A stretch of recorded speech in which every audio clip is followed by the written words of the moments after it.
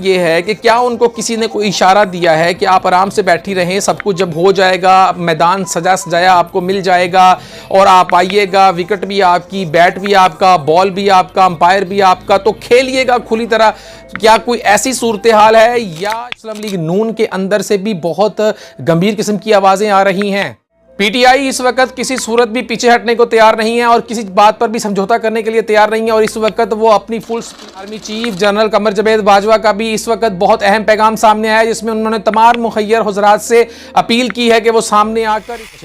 बिस्मिल्लाहिर्रहमानिर्रहीम शुरू करता हूँ अल्लाह तबारक व तआला के बरकत नाम से जो निहायत मेहरबान और रहम करने वाला है। मोहम्मद शाहिद मिर्ज़ा आपकी खिदमत में हाजिर है। आज से हम लोग अपने एक नए वीलॉग, जिसमें रोज़ाना आपको एक वीलॉग इंग्लिश में भी मिला करेगा, BBU इंग्लिश का भी आगाज़ करने जा रहे हैं। तो अभी हम आपको सबसे पहले ये बताते हैं कि नून लीग की इस वक्त की जो सिचुएशन है उसमें नून लीग के अंदर के जो अराकीन हैं उनमें बड़ी तशवीश पाई